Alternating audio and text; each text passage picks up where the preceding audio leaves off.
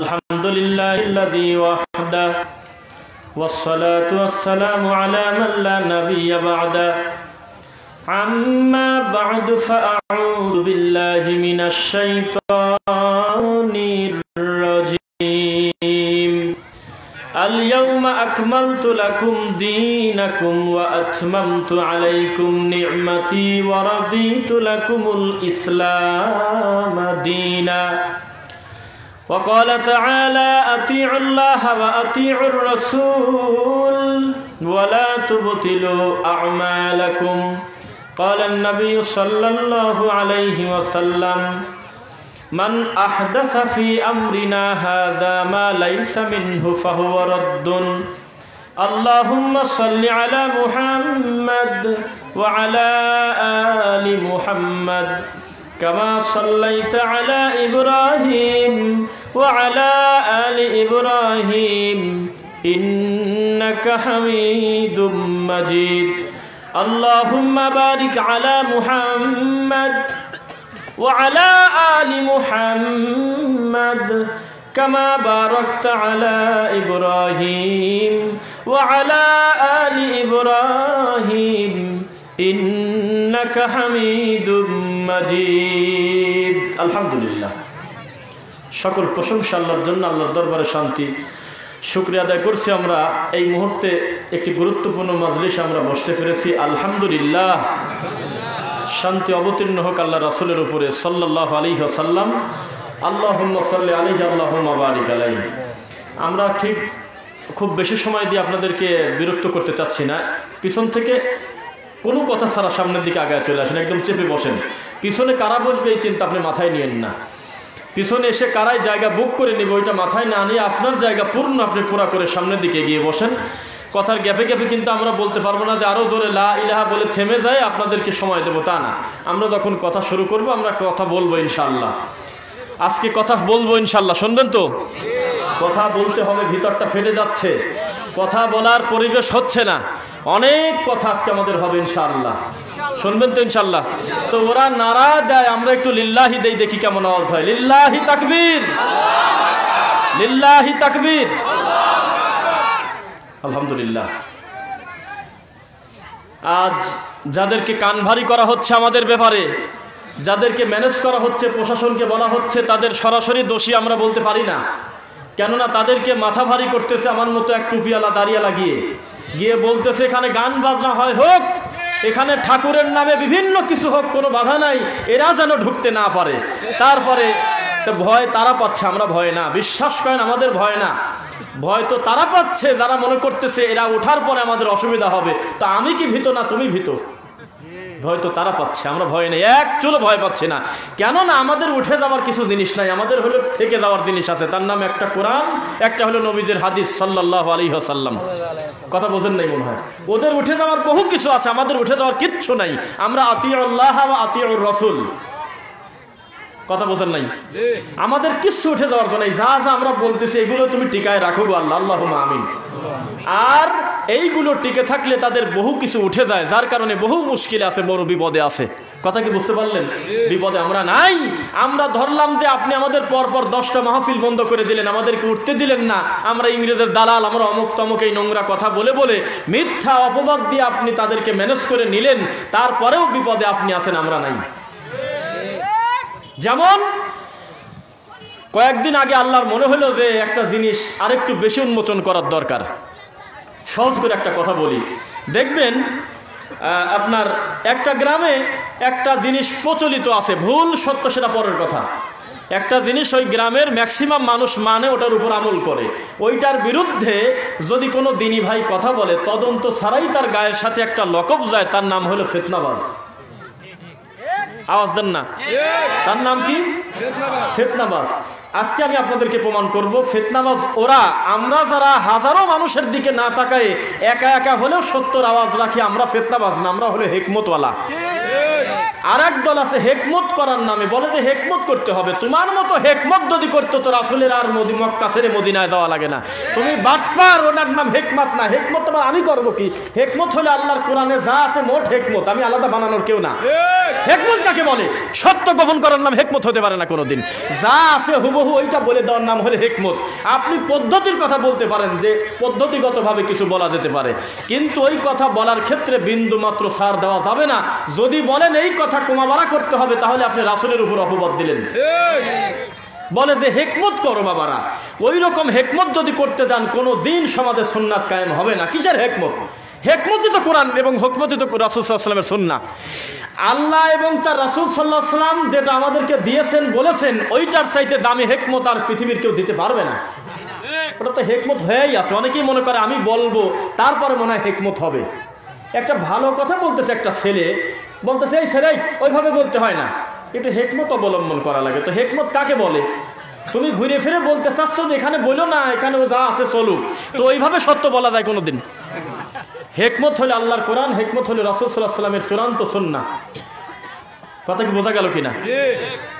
তো আমরা হেকমতওয়ালা যারা হাজারো অন্যায়ের ভিতর থেকে একা একা হলেও আওয়াজ রাখি, তারা আমরা সুন্নাতওয়ালা, আমরা মানে ফিতনাওয়ালা না।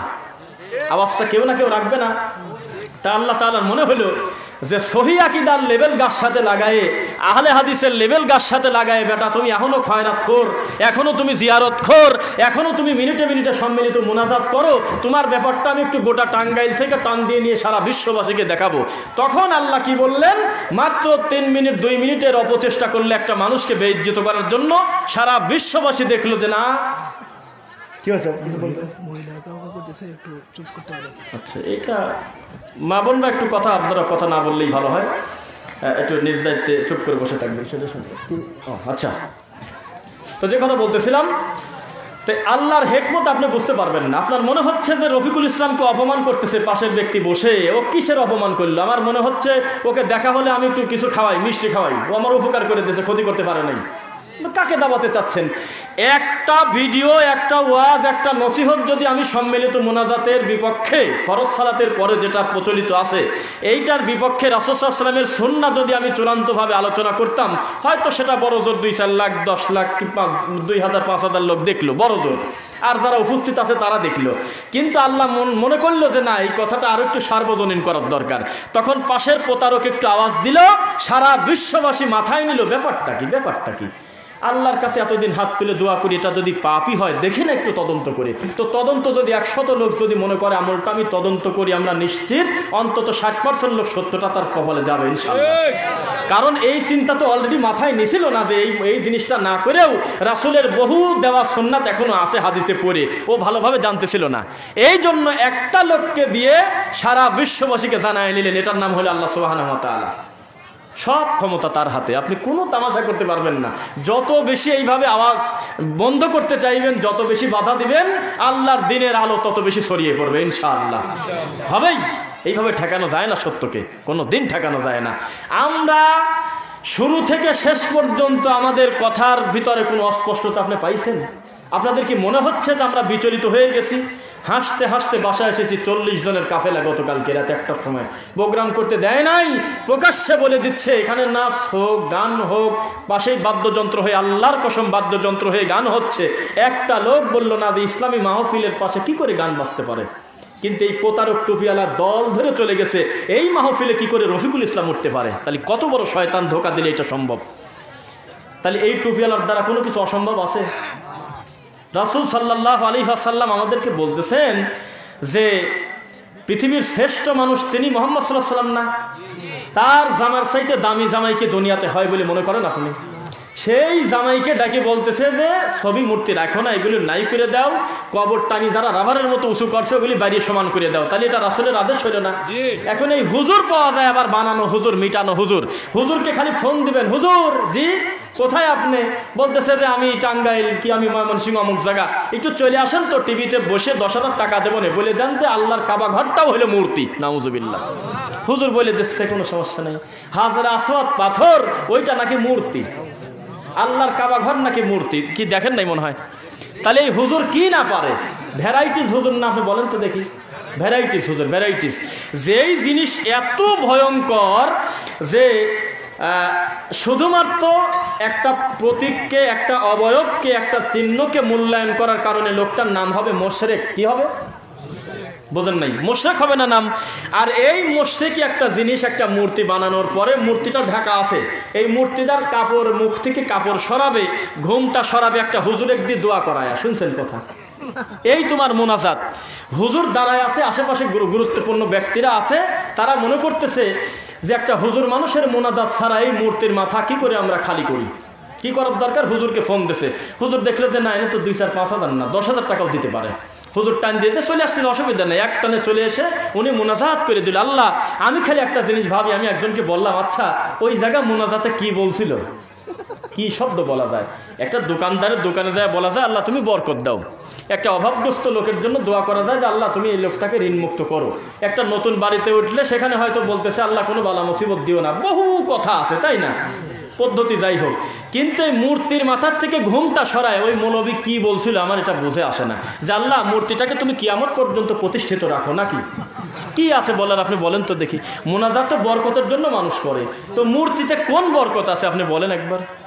এখন একটা ডাক্তার মিলাদ দিবে, তো ডাক্তার দোকানে দেওয়া হুজুর যদি মোনাজাত করে আর বলে আল্লাহ এই দোকানে তুমি বরকত দাও, তার মানে রোগী বাড়ুক, রোগীর সংখ্যা তুমি বাড়ায় দাও আল্লাহ, গ্রামে মিনিটে মিনিটে রোগী হোক, সেকেন্ডে সেকেন্ডে দৌড়াতে দৌড়াতে যাতে এসে আমার স্যালাইন বিক্রি হয়, এই তো কথা।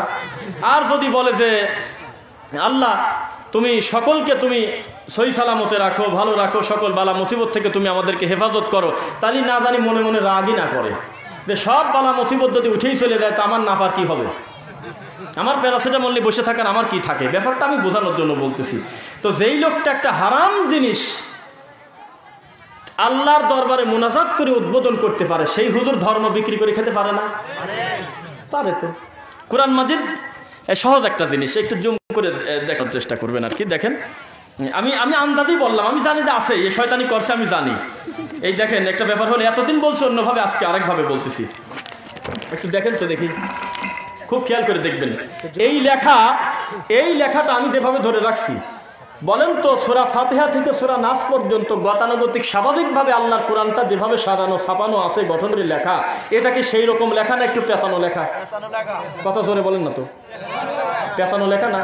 কোন রকম যদি কোরআনে হাফেজ না হয়, ভালো আরবি না বোঝে, এই লোকটার জন্য গোটা কোরআন মাজিদ টানিয়ে টুনিয়ে পড়তে পারলেও বিশ্বাস করেন এই পৃষ্ঠায় আসি মরণ হয়।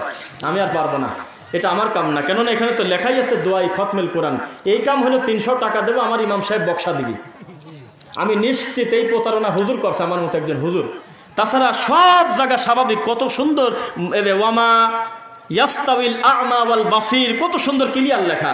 কিন্তু আমার মতো একটা হাফেজও যদি আলাদা করে এই দোয়ায় খতমেল কোরআন মুখস্থ না করে, আমি নিশ্চিত ওনার পড়তে যায় ভেজাল হবেই, এত পেঁচানো লেখা। তাহলে রহস্য একটা আছে, কিন্তু যদিও বানানো দোয়া, এটা মানুষ বানাইছে, কিন্তু এই কথাটা কিন্তু পেঁচায় লেখছে, এটা রহস্য আছে।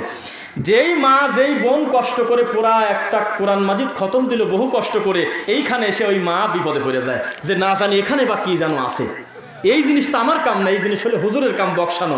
আমার কাম কোরআন মাজিদ শেষ করা। 300 টাকা দিয়ে 2 কেজি জিলাপি দিয়ে বক্সানোর দায়িত্ব হলো হুজুর। এই জন্য এই কোরআন মাজিদের এই দোয়ায় খতমেল কোরআনটা আছে। প্রত্যেকটা যায় শয়তানি করা না। যেই লোক আল্লাহর কোরআনের সাথে এই কাজ পারে, ও ধর্ম বেঁচে খেতে পারে না। একটা মুমিনের কাছে এর চাইতে দামি জিনিস আর কি হতে পারে আপনি আমাকে বলেন তো দেখি। মহিলারা বাড়ির থেকে বলে দিচ্ছে জুমার সালাতের সময় যে 4 নামে না ভুল বলছো, ওই সময় তুমি আরেক নামে বাড়া দিও, বলে যে আমার খালা শাশুড়ির চাষির বেটার বোর, দোস্তর মিয়ার নাতির বেটার বোর, অমুক তমুক দুনিয়ার নাম সিরিয়ালে কোনো না কোনোভাবে তার কবর পর্যন্ত যেন পৌঁছায়, সিরিয়াল করে একটা কাগজ দিয়ে দিচ্ছে। হুজুর ওইগুলো নিয়ে নিচ্ছে, এটা নোংরা কাজ না? অনেকেই পরিচিত ফেস আছে, আমি হয়তো চিনি না, আমাকে হয়তো চেনেন। কিছুদিন আগে একটা ভিডিও আমি লাইভ করছি, মাজারের সিন্নি আনবক্সিং, দেখছেন নাকি? দেখছেন তো, মেলা লোকই তো দেখছেন। ওখানে আমি যাই দেখলাম, ওই আনবক্সিং করলাম, ওটা আমি বলছি ওখানে যাই দেখলাম যে মানুষ বরকত নিচ্ছে কিভাবে। মাজারের বা ওই জায়গার ওখানে পানি নিয়ে নিয়ে মুখে মুখে ডলতেছে, মুছতেছে, আর মাজারের পাশে যে দাঁড়ায় আছে একজন টুপিওয়ালা দাড়িওয়ালা, ওই লোকের কাছে খালি নামের সিরিয়াল দিচ্ছে। কেউ 3 নাম, কেউ 2 নাম, কেউ 5 নাম, ছেলে প্রতিবন্ধী, মেয়ে অমক, এই সে বিভিন্ন সিরিয়াল ওনার কাছে দিচ্ছে। উনি আবার বাবাজান কেবলার দিকে মুখ করে তাকায়, রক্ষা করো বাবা, এরকম করতেছে। তা আপনি কি মনে করেন ওই লোক আলিফ বা তাসা পারে না? তাই ধর্ম না জানলে কোনোদিন এত বড় শয়তানি করা যায় না। যদিও আমার আলোচ্য বিষয় হলে আজকে বিদাত, জাতি বিদাত চিনল না, টাইটেল পাস করছে, সে মানুষের সামনে বলতেছে ওইভাবে ধরতে গেলে মাইক তো বিদাত, ওইভাবে হিসাব করতে গেলে হুজুরের সামনে টেবিল আছে, টেবিলও তো বিদাত। তুমি যে প্লেনে চড়ে হজ করতে যাও, এটাও তো বিদাত, এটাও তো রসুলের সময় ছিল না। তাহলে কত বড় বিয়াদ্দব! তাহলে আবার আলিফ বা তাসা থেকে পড়া উচিত না? পৃথিবীর শ্রেষ্ঠ দামি মানুষ, ব্রেনওয়ালা মানুষ, বিদ্যান মানুষ মুহাম্মদ সাল্লাল্লাহু আলাইহি ওয়াসাল্লাম না? তিনি তো আপনার এই শয়তানি জানতেন আল্লাহ, এই জন্য ক্লিয়ার করে বলতেছে কুল্লু মুহদাসাতিন বিদআহ। কুল্লু মানে কোন রকম দিন ধর্ম লেখাপড়া জানে, ও জানে। কুল্লু মানে প্রত্যেক, সব। এখানে তো আপনার দুই ধরনের সুযোগ সুবিধা রাখে নাই। আল্লাহ জানতেন পরবর্তী সময় আপনি শয়তানি করবেন, এই জন্য কুল্লু দিয়ে সকল বিদাতই গোমরাহি করে দিয়েছেন। আর আপনি যেটাকে বিদাত বলতেছেন, এটা বিদাত না, এটা হলো মানুষের দিন বোঝার জন্য বিভিন্ন উপকরণ। এই জিনিস, জাগতিক জিনিস যত বাড়বে, মানুষের দিন বুঝতে তত সহজ হবে। এইটা কোনো ইবাদত মনে করে না। কোন পাগল আছে যে মনে করে যে যত দ্রুত হজে যায় পৌঁছাবো ভালো প্লেনে, আমি নেকি 10টা বেশি পাবো? কেউ ভাবে কোনোদিন? মূল কর্ম ওখানে গিয়ে না, যাওয়াটা তো একটা উপকরণ। কোন মাধ্যমে যাবেন? অনেক আগে তো প্লেনের কোনো ব্যবস্থা ছিল না, মানুষ পায়ে হেঁটে মাসের পর মাস নদীতে নৌকায় কত কষ্ট করে গেছে। তো হজকে নেকি কম হয়েছে না? না, একই রকম। এগুলো হলো তামাশা। তো একটা কষ্ট লাগে হলো সহি আকীদার লেভেল তুমি খুলে ফেলো গার সাথে। তুমি বলো যে আমি রেজবি, আমার আর কোনো কথা নেই। তুমি পরিচয় দিয়ে দাও যে আমি বেরলবি। তুমি বলো যে আমি হানাফি, আমি শাফি, আমি মালকি, আমি হাম্বলি, আমি অমুক, কোনো একটা কথা বলো। তাহলে আমরা ক্লিয়ার হয়ে গেলাম যে তোমার মানহাজ হলো অমুক, তুমি এই তরিকা অনুসরণ করতেছো। কিন্তু তুমি সহি আকীদা এই নাম ব্যবহার করে সমাজে বিদাত শিরিক প্রচার করবে আর বলবে আমি একজন আহলে হাদিস, তাহলে এটা কলঙ্ক না একটা? তোমার মতো বাটপার প্রতারক আমাদের দলে দরকার নাই। এটা ইসলাম, এই সুযোগ তোমার দেওয়া হয়নি, কোনো দরকার নাই। তোমার মতো সিটার বাটপার না থাকলে কি হবে? আমাদের দরকার মা আনা আলাইহি ওয়া আসহাবি। রাসূল সাল্লাল্লাহু আলাইহি ওয়াসাল্লাম একটি কথা, অনেক কথা এসে যায়, রাসূল সাল্লাল্লাহু আলাইহি ওয়াসাল্লাম বিদায় হজের ভাষণ দেন নাই মনে হয়? দিয়েছেন কি? তো ভাষণে তিনি কি বললেন? যে আমি দুনিয়া থেকে ইন্তেকাল করে যাব, দিনটা আল ইয়াউমা আকমালতু লাকুম সূরা মায়েদা 3 পরিপূর্ণ হয়ে গেছে। আমি দুইটা জিনিস রেখে গেলাম, তারাক্তু ফিকুম আমরাইন, দুইটা জিনিস রেখে গেলাম, কিতাব আল্লাহ ওয়া সুন্নতি। তাই তো কথা? তো রাসূল সাল্লাল্লাহু আলাইহি ওয়াসাল্লাম কেন বললেন না কিতাব আল্লাহ ওয়া সুন্নতি ওয়া আবু বকর?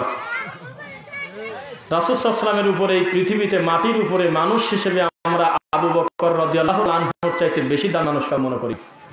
এই লোকটা রাসূলের একবার চোখের সামনে দাঁড়ায় আছে, কেন নবীজি মুখ দিয়ে বললেন না একবার কুরআন হাদিস মানো, তবে বেশিরভাগ গুরুত্বটা আবু বকরের দিক দিও? এ যা বলে সেইটা শুনে চলো। একবারও কেন মুখ দিয়ে বললো না যে কোরআন হাদিস মানো, তবে আমার ওমর যা বলে সেইভাবে মানো?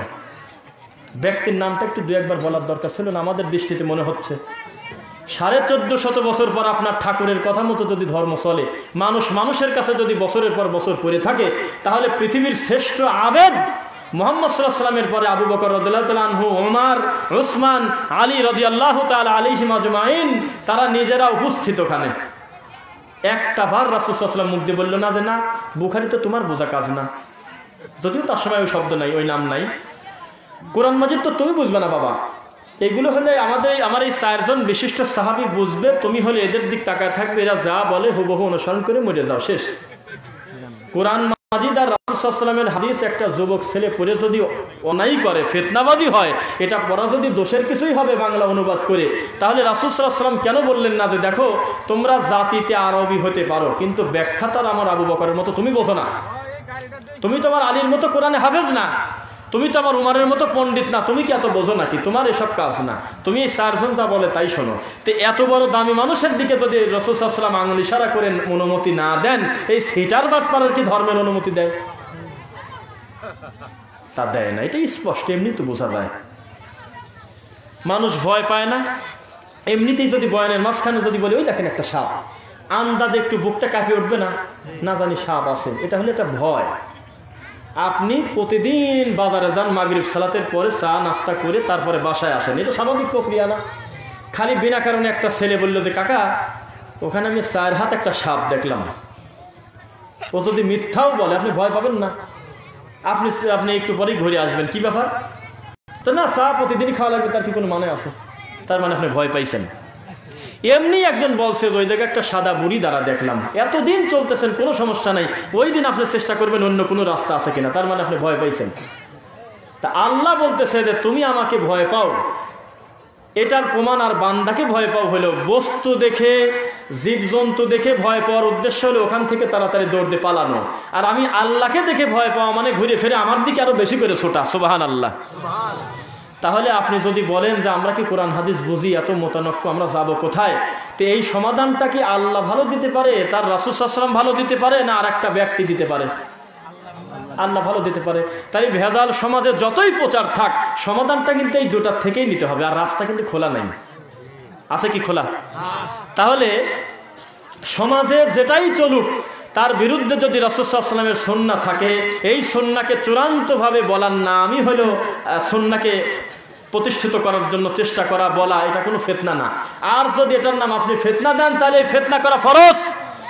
এই ফিতনা করা ফরজ, যেই ফিতনাকে তুমি একটা সুন্নাতের নাম দিছো ফিতনা, নাউজুবিল্লাহ। তুমি বলতেছো যে সবাই হলে এরকম করে, ওরা উল্টা নতুন নীতি শুরু করেছে, ওরা হলো ফিতনাবাজ। তাহলে আমি বলবো কেউ না কেউ এই ফিতনা করবে, এটা ফরজ। কেননা এই সত্যটা কারো না কারো মাথায় তো ঢুকবে আগে। সবাই যদি বলে যে হেকমত দিয়ে শুরু করি, ওই হেকমত কবরে ঢুকে যাবে, তবে হেকমতই শেষ হয় না, হবে না কোনোদিন। সত্য বলতেই হবে, পাশে যেই বসে থাক ওই চিন্তাই মাথায় নেওয়া যাবে না। দেখেন আমি অহংকার করতেছি না, আমার সাথে যে অপ্রীতিকর ঘটনা ঘটলো এর আগে, উনি আমাকে কাউন্টার দেওয়ার আগ পর্যন্ত আমি 10 সেকেন্ডের জন্য এটা আমার মাথায় আসে না, এই যে আমার ডানে বসে আছে কে, ওই ওনার মুখটা দেখবো, আমি তো জানতাম না। অথচ তার ভিডিও 1 বছর আগে আমি দেখছি, আল্লাহর কসম দেখছি, আমার ফেসটা মোটামুটি মনে আছে। কিন্তু উনি আমাকে কাউন্টার যখন দিয়েছে, তখন আমার বক্তব্য 1 ঘন্টা হয়ে গেছে। 1 সেকেন্ডে উনি বলতে পারবে না, ভিডিও আমার কাছে আছে 2.5 ঘন্টার, যে আমি এইরকম করে ওনার মুখের দিক তাকাইছি। কোনো প্রয়োজন মনে করি নাই, কি দরকার আছে? আমি আমার গতিতে কথা বলতে থাকলাম। ডানে বামে তাকালে সংকীর্ণতা আসতে পারে, উনি বা কত বড় পাহাড়ি হুজুর, উনি বা কত বড় যেন এরকম একটা ব্যাপার। আমি আমার গতিতে কথা বলতেই আসি। যখন উনি আমাকে কাউন্টার দিল, সামান্য একটু কথা বলার পর দেখলাম যে বাবা তুমি তো আগের রোগী, জিনিস তো আগেরটা। তখন আমি বুঝলাম, তার আগে বিশ্বাস করেন আমার ওই চিন্তা মাথায় আসে নাই যে ওনাকে মেপে আমাকে কথা বলতে হবে। ওইভাবে হয় না সত্য বলা কোনোদিন। মহিলা মানুষের ভিতরে সবচাইতে দামি লেখাপড়া জানা বিদ্যাওয়ালা মানুষ হলো আয়েশা রাদিয়াল্লাহু তাআলা আনহা। তার চাইতে বেশি তার স্বামীর ব্যাপারে আপনি জানেন না, আপনি যতই তামাশা করেন এত বেশি জানেন না। তিনি বলতেছে মান আহদাসা ফি আমরিনা হাযা মা লাইসা মিনহু ফাহুয়া রাদ্দুন। আমার স্বামীর সিগনেচার নাই, আমাদের মানে অনুমতি নাই, আমার স্বামীর ইসলামের কোনো অনুমোদন নাই, এমন কোনো জিনিস যত সুন্দর মনে করি মানুষ করুক, তা প্রত্যাখ্যাত, তা বাতিল। এটা লজ্জা যে আজকের এই 2020 সালে এসে একটা সহি আকীদা দাবি করা একটা লোকের কাছে প্রমাণ করা লাগে ফরজ সালাতের পরে সম্মিলিত মুনাজাত করা বিদআত। এর চাইতে লজ্জার কিছু আর নাই। এরাও মানুষ, এটা কষ্টের ব্যাপার না? অথচ আমরা যাদেরকে মন্দ মনে করি, যদিও আমরা বলি না মন্দ, বা আমাদেরকে যারা খুব বেশি শত্রু মনে করে, তাদের ব্যাপারেও আমাদের এত মানে খারাপ ধারণা নাই যে তারা এই ধরনের কথা বলে। তারা নিজেরাই তো বলে না এটা আসলে নামাজের অংশ, এ কথা নিজেরাও স্বীকার করতেছে। তাহলে আপনি কেমন মনে করে এইরকম একটা বিদআতের ব্যাপারে ওকালতি করে মানুষের সামনে মানুষকে বেইজ্জিত করতে চান? বেইজ্জিত এবং ইজ্জত দেনেওয়ালা কে? আল্লাহ সুবহানাহু ওয়া তাআলা। আপনি বলা কথা বলতেছি, আপনি মনে করলেন যে ভোলার আল্লাহর ঘরটা পুরায় দেব। আর একটা কথা বলি শোনেন, যারা বলতেছে মসজিদের নাম আহলে হাদিস দিছো কেন? মসজিদের নাম ছিল আহলে হাদিস, এই জন্য পুরাইছে ওরা সিটার বাটপার মিথ্যাবাদী। সব বাজে কথা, কোনো নাম দিয়েন না, কোনো নামই না। হানাফি, মালিকি, শাফি, হাম্বলি, আহলে হাদিস কোনো নাম না। বিনা কারণে একটা 2-3টা টিন দিয়ে এমনিতে একটা পর্দা করে ওখানে সালাত আদায় করেন। প্রতারক মৌলবী হুজুর যদি জানে যে ওখানে পায়ের সাথে পা মিলায় সালাত আদায় করে, বুকে হাত বেঁধে সালাত আদায় করে, রফুলে দাইন করে, আমিন উচ্চস্বরে বলে, দেখবেন ওই বাটপার তাও এই ঘরটা পুরায় দেবে। কিভাবে? সেই চিন্তা রাত দিন করতেছে। এগুলো বাজে কথা যে ওরা হলো ফিতনা করে, কি ওরা কিসের ফিতনা? আপনি 10 তলা বিল্ডিং এর উপরে আপনি সঠিক রাসূল সাল্লাল্লাহু আলাইহি ওয়াসাল্লামের কায়দায় সালাত আদায় করেন, তবু আপনার আশেপাশের মুফতিদের সমস্যা হয়ে যাবে। ঠাকুর মনে করবে গেল রে তাবিজ, গেল কুলখানি, সব চলে গেল। ভয়তে আসো, তো ভয় থেকে আমি থাকি নাকি? ভয় তো তোমার। তুমি আমাকে দেখে ভয়তে তুমি মঞ্চে উঠতে দাও না, তো ভয় কি আমি পালাম না তুমি পাইলে? না, বুঝলেন না। আমি ভয় না, তোমার ভয়। আমি সেই পাবনা থেকে কত দূর থেকে এসেছি নারায়ণগঞ্জে, যে আমি আজকে 2টা কথা বলবো। তোমার সকল বাবা চলে, মাঝখানে আমাকে চলে না, তো ভয় তুমি পেলে না? তাহলে আমি কি করে আমি সত্য বলতে ভয় পাবো? আপনি একবার বলেন তো আমাকে। আমি দিন যত যাচ্ছে, যত বাধাপ্রাপ্ত হচ্ছে, আমি মনে করতেছি যে কিছু দিনের কাজ হয়তো আল্লাহ আমাকে দিয়ে করাচ্ছেন, এটা আমার শুকরিয়া আদায় করার দরকার আল্লাহর কাছে, আলহামদুলিল্লাহ। আর বাধাপ্রাপ্ত হওয়ার পর বিড়ালের মধ্যে ঠিক রাখা মৌলবী হুজুর আমি না, ঠান্ডা হুজুর হয়ে মানে দুইটাই ঠিক বলে মানুষের ভিতরে একটা কন্ট্রোভার্সি তৈরি করে দিয়ে ওখান থেকে এক বাবাজি আমাকে বললো, যাচ্ছা একটা কথা বলি জি, টাকনুর উপরে কাপড় পরা আর টাকনু ঢেকে কাপড় পরা পার্থক্য কি? তা আমি ওনাকে খুশি করার জন্য বললাম যে বাবারে ঝামেলা করা লাগে না, দুইটাই ঠিক, অত বাড়াবাড়ি করা লাগে না। তাহলে ওই লোক কি কোনো সিদ্ধান্ত নিয়ে বাড়িতে গেল? একটা কথা বললেন আপনি নাকি? উনি আমাকে বলতেছে যে বাবারে আপনার আপনার মসজিদে আল্লাহর ঘরে জুমার সালাতে ইমাম সাহেব যখন খুতবায় বসে তখন আল্লাহর ঘরে লালবাতি দেওয়াটা সুন্নাত না বিদআত? তখন আমি ওনাকে বললাম যে বাবারে এসব নিয়ে ভেজাল করার দরকার নেই, দুইই চলে। তাহলে ওই লোক কি সিদ্ধান্ত নিতে পারবে আসলে কলেজ চলে কোনটা? যারা বলতেছে ফেতনা করো না, ঠিক আছে, ওরাও ঠিক আছে, এটাও ঠিক আছে, বিশ্বাস করেন আপনাকে গোলকধা দিয়ে ফেলা দিল। তাহলে আপনি বাসায় যাওয়ার সময় কি মনে করে যাবেন একবার বলেন তো এখন, যে ঠিকটা ডানের পাশেরটা ঠিক না বামের পাশেরটা ঠিক? এটা ভেজাল করে গেলেন আপনি। তার চাইতে সত্যটা আপনি বলে দেন, ধরে নিলাম যে 80% লোক মনটা খারাপ করলো, আপনার খালেক তো খুশি হলো। লা তাআতা লি মাখলুকিন ফি মাসিয়াতিল খালিক। সারা পৃথিবীর মাখলুক যদি সন্তুষ্ট হয়ে যায়, খালেক যদি অসন্তুষ্ট হয়, আপনার সব গেল যা। আর খালেক যদি আপনাকে সন্তুষ্টি হয়ে যায় আপনার উপরে, গোটা মাখলুক যদি আপনাকে অভিশাপ করে, 4 পয়সার লাভ নেই। তাহলে সত্য কি সত্যই বলতে হবে না কি না বেছে কুছে বলতে হবে? সত্য সত্যি বলতে হবে। কিতাবুন আনজালনাহু, হে মুহাম্মদ সাল্লাল্লাহু আলাইহি ওয়াসাল্লাম, এটা হলো কিতাব, আনজালনাহু, আমি আল্লাহ উপর থেকে নাজিল করছি, ইলাইকা, আপনার উপরে, লিমানের জন্য, তুখরিজা, খরাজা, বের করা, মিন মানে হতে, জুলুমাত মানে অন্ধকার সমূহ, ইলা মানে দিকে, নূর মানে আলো। তাহলে আমার এই কোরআন দেওয়ার উদ্দেশ্যই হলো আপনি এই প্রতারকদেরকে, এই গোমরাহীদেরকে, কুসংস্কারাচ্ছন্ন মানুষদেরকে গোমরাহী থেকে কি করে আপনি হেদায়েতের পথে আনবেন, এটাই কোরআনের উদ্দেশ্য না?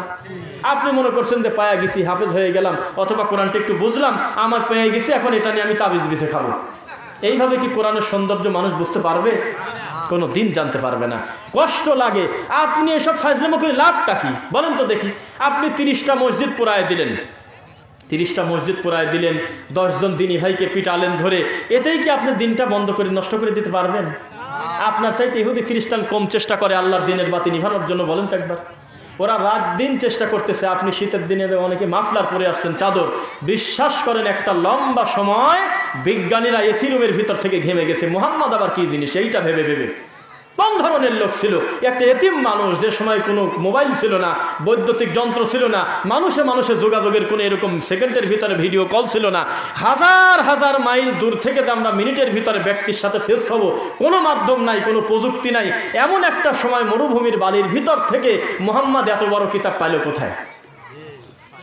আমরা এই 1450 বছর পর বিজ্ঞানের কল্যাণে, প্রযুক্তির বদৌলতে কত নতুন নতুন জিনিস মানুষের সামনে প্রেজেন্ট করতেছি, কিন্তু ঘরে ঢুকেই দেখি যে মুহাম্মদ 1450 বছর আগে কোনো না কোনো ইঙ্গিত আগেই দিয়ে গেছে। সুবহানাল্লাহ।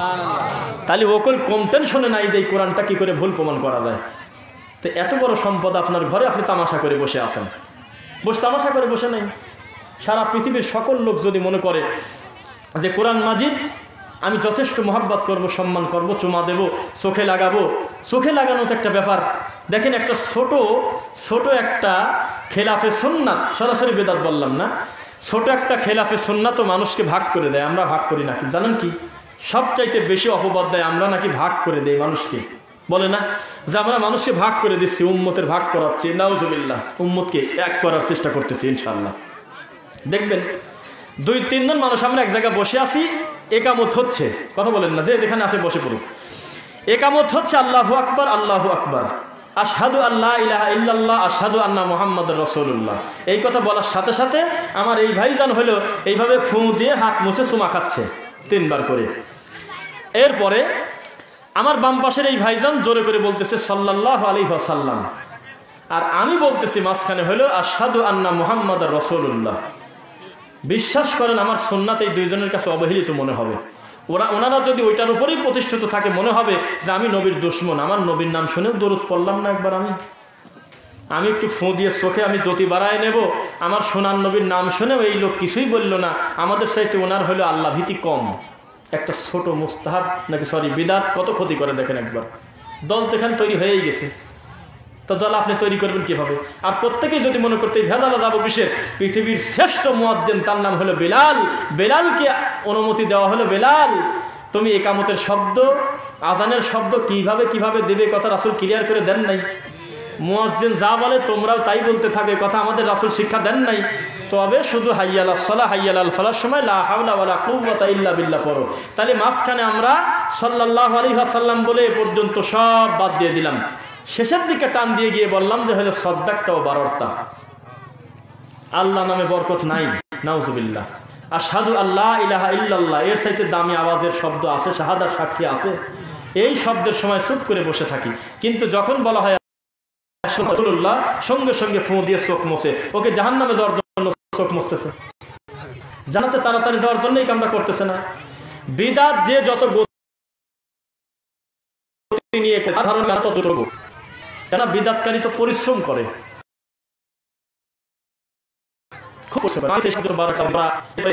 চিৎকার চেঁচামেচি করে জিকির করা, কত পরিশ্রম আপনি করে দেখেন একদিন। না না করেন না, এসব ভেজাল করেন না।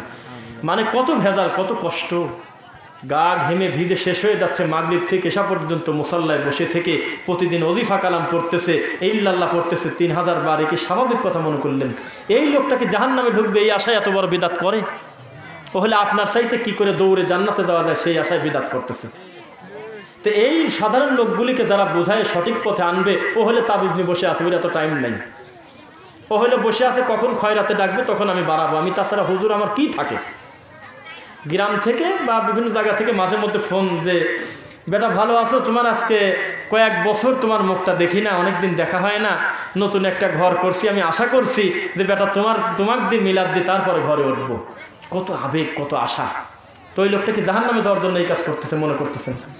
ও এটাকেই ধর্ম মনে করে, কারণ একটা লম্বা সময় রাসূল সাল্লাল্লাহু আলাইহি ওয়াসাল্লামের সুন্নাহ মানুষকে জানতে দেওয়া হয় নাই। খালি আব্বা হুজুর দাদা হুজুরের কথা বলে মানুষদেরকে ঢেকে রাখা হয়েছিল দিনের সৌন্দর্য, যার কারণে আপনি যখন সত্যটা বলেন, ওরা বলে কি দেখছো নবী বলছিল না যে ওরা একদল আজ বের হবে, তারা এমন কথা বলবে যা তোমরাও শোনো নাই, তোমাদের বাপদাদাও শোনে নাই, এইটা টান দিনে এসে আমার উপর অপবাদ দেয়। শুনছেন কথা, বুখারীর ওই কথাটা বলে যে দেখছো দেখছো ওরা ফিতনাবাজ, তোমরা কি কোনোদিন শুনছো এই কামত আবার একবারও দেওয়া যায়? না তা তো শুনি নাই। তোমরা কি কোনোদিন শুনছো যে কবলাল জুমা সুন্নাত না পড়েও আবার থাকা যায়? না। তোমরা কি কোনোদিন শুনছো যে আল্লাহর ঘরে খুতবা রানিং অবস্থায় 2 রাকাত সালাত আদায় করার পরে বসা যায়? মুসল্লিরা কয় না হুজুর তা শুনি নাই। বলে এরাই হলো সেই দল, যেই দল হলো নতুন নতুন কথা বলবে, তোমাদের বাপ দাদাও শোনে নাই, ওরা হলো জাহান্নামী। জুমার নামাজে মানসিক বলে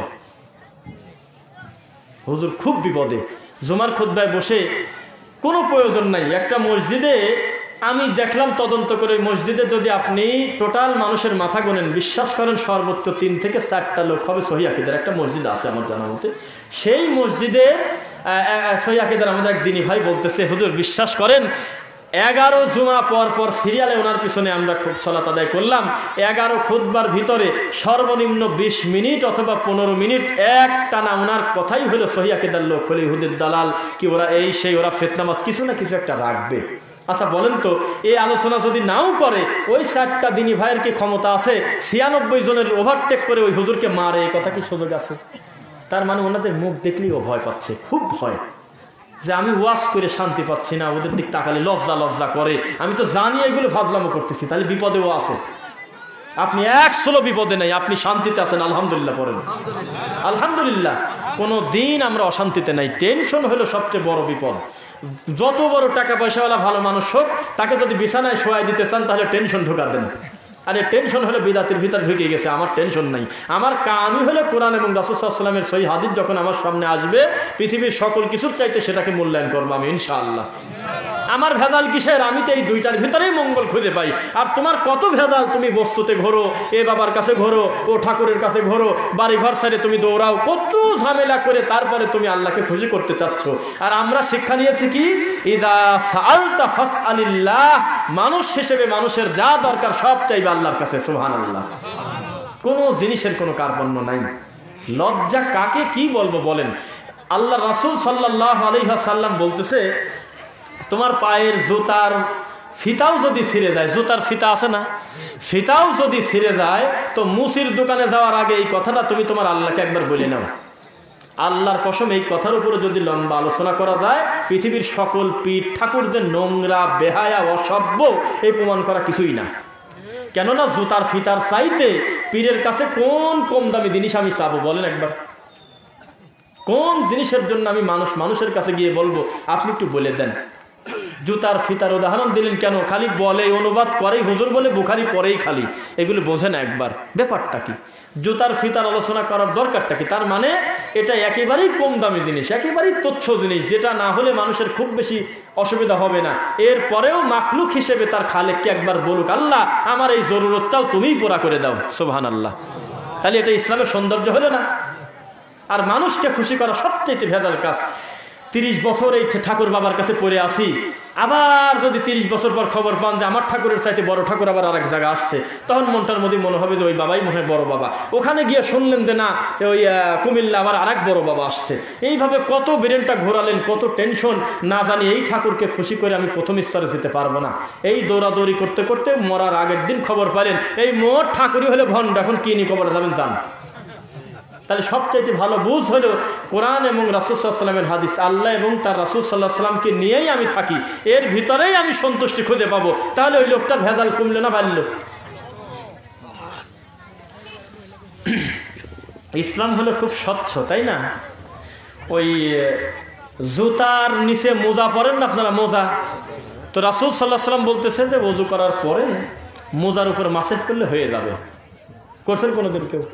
মোজার উপরে মাসেহ করলে হয়ে যাবে, মানে পুরা পাটা ধোয়া লাগতেছে না। শুনতেছেন কথা? তো এই ব্যাপারটা আলোচনা করার পরে একটা কার ড্রাইভার, সে খালি বারবার ঘুরে ঘুরে তাকায়। তো ঠিক আছে, গাড়ি থামায় আমরা এক জায়গায় বসি, আপনি কি কিছু বলতে চাচ্ছেন? জি, আমার আব্বার বয়স 90 বছর প্লাস, আজ এই প্রথম আমার বুদ্ধি হওয়ার পরে শুনলাম যে ইসলাম ধর্ম এত সহজ। সুবহানাল্লাহ। আমার বাপ বিছনা থেকে উঠতে পারে না, সেই বাপের পা জোর করে টানিয়ে ধরে নি, পাও ধোয়াই। অথচ আমি যদি জানতাম যে ইসলাম এই সুযোগ আছে, একটা অসুস্থ ব্যক্তি, একটা রোগাক্রান্ত ব্যক্তি, একটা বিপদগ্রস্ত ব্যক্তি, পানি যাতে সমস্যা হয় এমন ব্যক্তি শুধু মাসেহ করলেই হয়, তায়াম্মুম করে সালাত আদায় করলেই হয়ে যায়। যদিও তায়াম্মুমের কথাটা জানে ওরা, মোজার উপর মাসেহ করতে হয় সহজে, একটা সুস্থ লোকও পারবে যদি তার জরুরত থাকে। এইটা কেউ বলে নাই কোনোদিন আমার বাপের এইভাবে টাইনে ধরে ধরে এই কাজ করাই। তাহলে কত মুশকিল, কত ভেজাল। বলতেছে যে 4 রাকাত এশার সালাতে ফরজ, 2 রাকাত সুন্নাহ, 1 রাকাত বিতর। বোঝেন নাই কথা? এর ভিতরে আপনি পড়তে বাধ্য, অতীব জরুরি হলো ফরজ 4 রাকাত, বিতর 1, 3, 5, 7 যেটা পড়েন আপনি। অন্যান্য সালাত পড়লে বানাল্লাহু লাহু বাইতান ফিল জান্নাহ, জান্নাতে একটা ঘর তৈরি হয়। কেউ যদি খালি ফরজ পড়ে, কোনোদিনও সুন্নাত না পড়ে, তাকে আমরা অসুস্থ বলি। কেননা এই সুযোগটা লোকটা কেন হারাবে? এটা গুরুত্বপূর্ণ সুন্নাহ, অগণিত নেকি জড়িত আছে এর সাথে। কিন্তু কোনো জরুরতের কারণে যদি কেউ সুন্নাত না পড়ে, শুধু ফরজ পড়ে, লোকটা কি গুনাহগার হলো? বলতেছে আজকেই প্রথম শুনলাম এই কথাগুলি। আর এই ধর্ম যে এত সুন্দর, আপনারা কসর সালাত আদায় করলেন, তখন আমি বুঝলাম। আমি খালি মাপতেছি 48 মাইল তো হয়ই নাই। 48 মাইল না হওয়ার পরে হুজুর 2 রাকাত সালাত কি করে পড়তে পারে? আমি তো টাকা আছি আপনাদের দিকে। হুজুর মাইল হিসাব করে ক্লিয়ার করে দিয়ে দেছে, এমন বিপদ চাপা দেশে, ও খালি মাইল গোনে, কখন 48 পার হব তখন আমার কসর, তাও কসর করে না। কথাকে বুঝতে পারলেন? চতুর্দিক থেকে মানুষের মতামত মানা হলে সবচেয়ে কঠিন কাজ, আল্লাহর মতামত মানা হলে সবচেয়ে সহজ কাজ। যদি আপনার বিন্দুমাত্র সন্দেহ হয়, তাহলে আপনি আল্লাহর উপরে পূর্ণ আস্থা নাই। কেননা আল্লাহ ওই জিনিস, লা ইউকাল্লিফুল্লাহু নাফসান ইল্লা উসআহা, আল্লাহ ওই বোঝা মানুষের উপর চাপান না যেই বোঝা টেনে নিয়ে বেড়াতে লোকটা পারে না, তার সাধ্যের বাইরে। সুবহানাল্লাহ। কথা কি বুঝতে পারলেন? আমাকে যেদিকে আগাতে বলতেছেন, আমি তো এই ধরনের বক্তা না। হ্যাঁ, আপনি কালেকশনের দিকে আগান। আমি তো এই ধরনের কোনো কথা বা এটা সেটা আমাদের দ্বারা হবে না আসলে, যে আরও জোরে বলেন তাকবীর, এটা সেটা, এরকম আমি স্বাভাবিকভাবে হয়তো আমভাবে বলবো, উপস্থিত আমাদের দিনী ভাইরা দেবে। তা আমার কি আলোচনা এখন শেষ করতে হবে কিনা যদি বলতেন? না কোনটা? না না, আমি তো বলতে পারি না, আমি জিজ্ঞাসা করতেছি আর কি, যে আলোচনার সময় কি শেষ হয়ে গেছে কিনা। 11টা পর্যন্ত যদি হয় তাহলে হাতে আসার 12 মিনিট এই কালেকশন, মানে কালেকশনের ব্যাপারটা, তাই না? জি,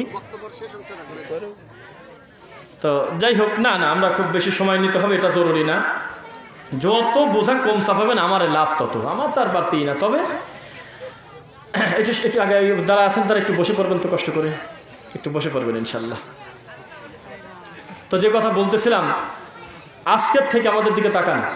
আপনি মন খারাপ করবেন না বাবাজি, বিশ্বাস করেন আমার মতো, হ্যাঁ আমার মতো ছোট মানুষ এইটা আমি ছোটবেলায় একটা লম্বা সময় আমি মাথায় নেই নাই। আমরা মনে করতাম আমার বাপের যে দোকানটা আছে দোকানের দলিল লাগে, দোকানটা আমাদের কিনা। আমরা যে বাড়িতে বসবাস করতেছি সেই বাড়ির দলিল লাগে, আসলেই কাগজপত্র ঠিক আছে কিনা। আমাদের উত্তর মাঠে যে 10 বিঘা জমি আছে এই জমির কাগজপাতি লাগে। ইবাদত করতে যে দলিল লাগে, এই আওয়াজটা কিন্তু বিশ্বাস করেন আপনারা অনেক লম্বা সময় শুনছিলেন না, অস্বীকার করবেন, শুনছিলেন যে কোনো ইবাদত করাই যাবে না যতক্ষণ পর্যন্ত সেটা সুন্নাহ দ্বারা প্রমাণ না হয়, সেটার পক্ষে কোনো সিগনেচার না থাকে রাসূলের। শুনছেন কোনোদিন? কিন্তু লম্বা সময় শোনেন নাই, কিন্তু এখন শুনতে হচ্ছে।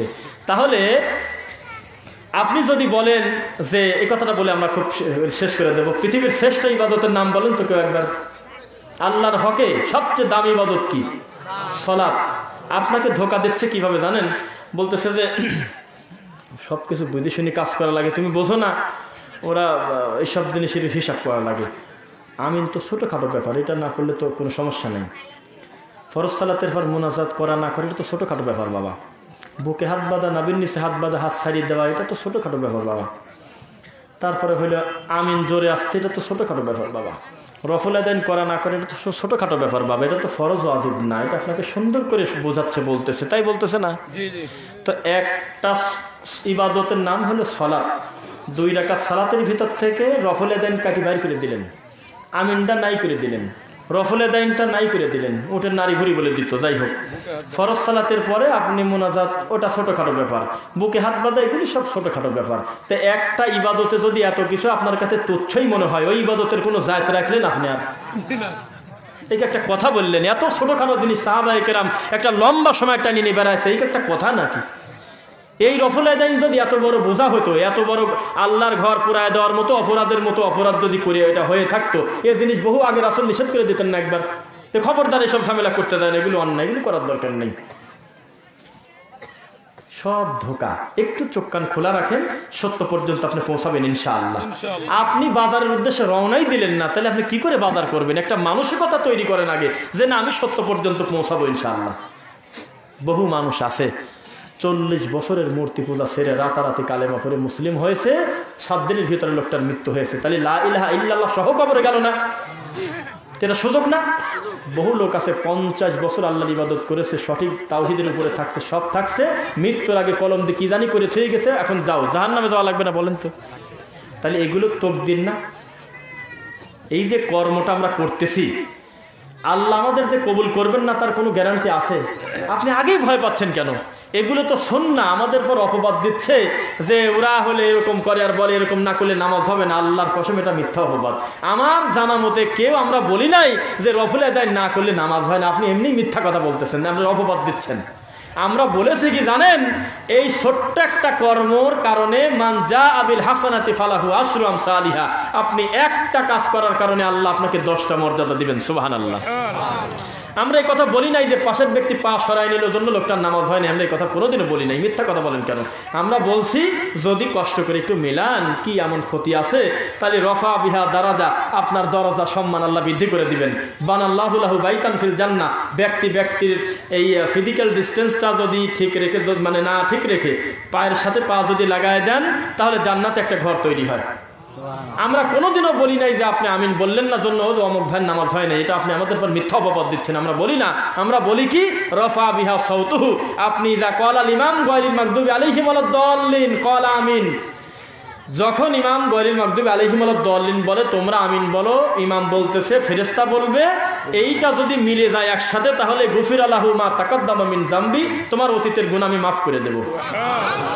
তাহলে আপনি যেটাকে ছোটখাটো মনে করে দূরে সরাই দিচ্ছেন, মূলত এটা ফজিলত, বহু কিছু হারাচ্ছেন না আপনি। কর্মটা আপনার কাছে তুচ্ছ তাচ্ছিল্য মনে করে সরাই দিচ্ছেন, 2টা ভুল করতেছেন। পাহাড় পরিমাণ নেকি থেকে বঞ্চিত হচ্ছেন। 2 হলো রাসূল সাল্লাল্লাহু আলাইহি ওয়াসাল্লামের একটা সুন্নাহকে ব্যঙ্গ করার কারণে ফামান রাগিবা আন সুন্নতি ফালাইসা মিন্নি, যে সুন্নাত মানে দাড়ি আছে মুখে, একটা লোকের দাড়ি আছে মুখে কিন্তু আর একটা লোকের দাড়ি নিয়ে ব্যঙ্গ করলো, রাসূল সাল্লাল্লাহু আলাইহি ওয়াসাল্লাম বলতেছে আমার উম্মত না। কেননা আমার সুন্নাত নিয়ে ব্যঙ্গ করার কোনো অধিকার কারো নাই। যদি বারবার যদি আপনি বলেন যে এগুলো ছোটোখাটো ব্যাপার বারবার বলতে বলতে যদি জোরে করে একবার বলেন তা নবীদের উম্মত আপনি না। কেননা নবীদের সুন্নাতকে ছোটোখাটো বলার সুযোগ আপনাকে দিলটাকে? এগুলো তো নবীদের সুন্নাত, আপনি মানেন না। আপনি পূজা করলেই বা কিটা ঠেকাবে? 3 মাস পর নারকেল ফাটা দিয়ে আসেন, জিলাপি দিয়ে আসেন, খুরমা দিয়ে আসেন, দুর্গার সামনে, কালীর সামনে, ভগবতীর সামনে। আপনি মানুষ। ও হাদাইনাহুন নাজদাইন, আমি কি তোমাকে 2 ধরনের সুবিধা দেই নাই? ও ফারিকুম ফিল জান্নাতি ও ফারিকুম ফিস সাঈর, তুমি চাইলে জান্নাতের পথেও যেতে পারবে, জাহান্নামের পথেও যেতে পারবে। পূর্ণ স্বাধীনতা দেয় নাই আল্লাহ? দেশে কিনা? আপনার গ্রামে এমন কোনো রেকর্ড আছে যে আমাদের গ্রামে একটা শেষরা চোর ছিল, 30 বছর চুরি করছে একটা না? এই জন্য একদিন আমরা যায় দেখি আল্লাহ রাগ করে রাত্রির বেলা খানা প্লেট সরায় এনেছে। দেখছেন? কোনোদিন কি শুনছেন যে একটা লোক জেনা করে বাসায় যাচ্ছিল আমাদের গ্রাম থেকে, এই জন্য মাথার পর ঠাটা ফেলা দিয়েছে আল্লাহ? আমরা বুঝতে পারলাম যে অমুকের ঘর থেকে কেবল বের হইল। কত ধৈর্য ধরে আছে, আপনাকে সুযোগ দিচ্ছে আল্লাহ, বান্দারে একটু বিবেকটা খাটিয়ে আমার কথা মানো, আমার রাসূলের কথা মানো সাল্লাল্লাহু আলাইহি ওয়াসাল্লাম। তাহলে সুযোগ কিন্তু রয়ে গেছে একটা। আজকে যেটাকে, এটা হলো উইরে, আমিন আমারে, মানে ওইরে, এটা আমার না। রফলে দাইন ওইরে, বুকে হাত বাঁধা উইরে, খয়রাত না করা উইরে, মোনাজাত না করা উইরে, সব কিছু যদি একটা দিক আপনি ঠেলে দিয়ে দেন যে ওটা ওদের, ওটা আমাদের তো না। বিচারের মাঠে কিন্তু এই সুযোগ আপনার নাই যে আল্লাহ একটু পরে আসেন, আমাদের বাম পাশের আল্লাহ ভিন্ন আছে, কেননা আমাদের ইবাদত ধরে নেওয়ার আলাদা আল্লাহ আছে। কথা বলতে পারবেন না? না একই আল্লাহ আপনার আর আমার হুবহু আমলগুলো নিবে? তাহলে আপনি আজকে রাসূল সাল্লাল্লাহু আলাইহি ওয়াসাল্লামের সুন্নাহকে বোঝা মনে করে আমাদের দিকে ঠেলে দিচ্ছেন আর বলতেছেন এগুলো উইরে, এটা আমার না, ওরা রফা দান, ওরা এটা সেটা বিভিন্ন কিছু বলে আমাদের উপর যে অপবাদ দিচ্ছেন, মূলত আপনি নিজে বোকামি করে রাসূলের অগণিত সুন্নাহ আপনি আমল করার সুযোগ পেলেন না। এটা বোকামি করে এত গুরুত্বপূর্ণ জিনিস আপনি হারালেন। আমরা খুব বেশি কথা আমরা লম্বা করতে চাচ্ছি না। এখানে যদি কাউকে জিজ্ঞাসা করা হয় বলেন তো ওযু ভঙ্গের কারণ কয়টা, যেমন তেমন লোক বলবে 7টা। নামাজ ভঙ্গের কারণ কয়টা, যে সে বলবে 19টা। যদিও এগুলো সিরিয়াল করা সত্য মিথ্যা আমরা ওটা বলতে চাচ্ছি না, এটা প্রয়োজন নাই। কিন্তু আপনার বক্তব্যে পড়ছে কোনো দিন এমন ছেলেও কিন্তু সলাতের ওয়াজিব, ওযু ভঙ্গের কারণ, বিভিন্ন জিনিসের কারণ জানে কিনা, জানে কিনা? কিন্তু ইমান ভঙ্গের কারণ কয়টা ব্যক্তি জানে একটা বলেন তো? যে সবচেয়ে দামি সম্পদ হলে ইমান, এই জিনিসও ভাঙিয়েও আবার যায়। অনেক মানুষ জানে না। জানে কি? অনেকেই জানে না। আপনি জানেন, দেখা গেল আপনি যাকে দাওয়াত দিতে যাচ্ছেন তার মাথায় এখন এটা ঢোকেই নাই যে ইমান আবার কোনোদিন ভাঙে নাকি। তাকে এইটা বোঝানোর জন্য মানুষের উপরে রাগ থাকলেও মানুষের বইয়ের উপরে রাগ থাকে না, তাকে জানেন? মানুষের লেখনির উপরে রাগ থাকে না, লেখা বই রাগ থাকে না, টেবিলে রেখে দেন, কোনো না কোনো দিন ওই ভাই যতই গোমরা হোক একদিন বলবে কি ব্যাপার, ও কি দিছিল একটু খুলে দেখি তো, হতে পারে কিনা। তো এই ব্যাপারে আমরা কথা বলবো। এখন একটা ব্যক্তি উঠবেন না, যদি ওঠেন তো আমি কথা হয়তো বলার প্রয়োজন মনে করব না। এত লম্বা সময় আপনারা ধৈর্য ধারণ করে এসেছিলেন। প্রথম শব্দটা বলি, যারা আমাকে ভালোবেসে দূর দূরান্ত থেকে এসেছেন, আমি মনে করবো আল্লাহ আমার আর আপনার ভিতরে এই ভালোবাসা যেন না থাকে। এই ভালোবাসাটা আল্লাহ তুমি তোমার জন্য কবুল করো। আমাদের এই ব্যক্তির ভালোবাসাটা তুমি আল্লাহর জন্য যেন হয়, সেই তৌফিক তুমি দাও। এই দাবি নিয়ে আপনাদের কাছে একটি কথা বলি। এখানে কিন্তু আমরা সবাই মেহমানের মতোই, বেশি আমরা অনেক দূর দূরান্ত থেকেই বেশিরভাগ অনেকে এসেছি, তাই না? তা আমরা আমাদের জায়গা থেকে, এখানে একটি মাদ্রাসা আছে না? হ্যাঁ, একটি কোরআনের, এটা অবশ্যই লেখাও আছে, দারুস সুন্নাহ রহমানিয়া মাদ্রাসা। হ্যাঁ, তো এই দিনই প্রতিষ্ঠানটা সহজে বলে দিই যাতে টাকাটা বের করতে আপনার খুব বেশি কষ্ট না হয়, যাতে মনে হয় যে আমি নজরবন্দি করতেছি না, সহজ হয়। পকেট থেকে টাকা দিয়ে গোনা হয়, দেখবেন 1 মিনিট। আমি শর্ট করে 1 কোটি টাকা দিয়ে একটা 4তলা বিল্ডিং করে বিশাল আল্লাহর ঘর করলাম, মিনার করলাম, কঠিন বড় মিনার। কিন্তু ওই মিনারের ভিতরে বসে, আল্লাহর ঘরের ভিতরের মেম্বারে বসে মিথ্যা কথা কয়, সিটার। আরবিতে কি জানি বলে, বাংলায় মানুষকে বুঝতে দেয় না। ওই ঘর দিয়ে আমার অহংকার করার, আমার গর্ব করার কি আছে বলেন? 10 কোটি টাকা দিয়ে আমার নিজের হাত দিয়ে আমি একটা মাদ্রাসা করলাম, ছেলেরা পড়তেছে, অথচ ওই ছেলে মিনিটে মিনিটে মানুষের বাড়ি কুলখানি কার খয়রাত করে। তাহলে ওই মাদ্রাসা নিয়ে আমি কি করে গর্ব করতে পারি? আমাকে বলেন তো একবার। তাহলে লাআনাল্লাহু মান আওয়া মুহদিসান, সহিহ মুসলিমের হাদিস। কেউ যদি বিদাত করা বহু দূরের কথা, বিদাতিকে সমর্থন করে, তাহলে সে যেন আল্লাহর পক্ষ থেকে লানত চায় নিচ্ছে, নাউজুবিল্লাহ, আল্লাহ লানত প্রাপ্ত হবে সে। তো এটা যে সহিহ আকীদার একটা ব্যতিক্রম একটা প্রতিষ্ঠান, এই ব্যাপারে কি আপনাদের অস্বীকার করার কিছু আছে? এটা স্পষ্ট না? স্পষ্ট না হলে আবার আমার দাওয়াত দেয়, ক্লিয়ার। এই জন্য আমি বলতেছি যে আপনি নিশ্চিত থাকতে পারেন যে আপনি যে টাকাটা আজকে এখানে দান করবেন, যদি কবুল আল্লাহ করেন, তাহলে আপনি ঠিক জায়গায় দিলেন, আলহামদুলিল্লাহ। এই দাবি রেখে আমি আপনাদের বলতেছি, কোনো অ্যামাউন্ট না, আপনারা আপনাদের জায়গা থেকে এই দিনী প্রতিষ্ঠানের জন্য একটা সম্মানজনক একটা কিছু দান করবেন বলে আমি আশা করতেছি ইনশাল্লাহ। কেউ একটু বলেন যে এই দিনী প্রতিষ্ঠানের জন্য আমি 5,000 টাকা দেব, একটু বলেন ইনশাল্লাহ, একটু কথা বলবেন যে প্রতিষ্ঠানটাকে সেভাবে আপনারা ভালোবাসেন, মূল্যায়ন করেন, একটু আপনারা সেভাবে কথা বলবেন ইনশাল্লাহ। আমি আশা করবো যে প্রতিষ্ঠানের জন্য আপনারা একটু সহযোগিতা করবেন, প্রতিষ্ঠানগুলো টিকে থাক। এই প্রতিষ্ঠান যত বেশি বাড়বে মানুষের দিন বুঝতে তত হবে কিনা বিশ্বাস করেন। আমরা 30 তলা মিনারের দিকে তাকাই, এই কথা মনে করি আল্লাহর ঘর, আমরা অস্বীকার করবো না, কিন্তু আল্লাহর ঘরের ওই কার্যক্রম দেখলে আর ওটা নিয়ে আর গর্ব করতে মন চায় না। ওখানে একটা ভালো ব্যক্তি ঢুকলে ওই লোকের নাম দিয়ে দেয় হলো ফিতনাবাজ। তাই আমাকে কোনটা নিয়ে সন্তুষ্ট থাকতে হবে? যেইটার ভিতরে রাসূল সাল্লাল্লাহু আলাইহি ওয়াসাল্লামের চূড়ান্ত সুন্নাহ শিক্ষা দেওয়া হয় সেইটা না।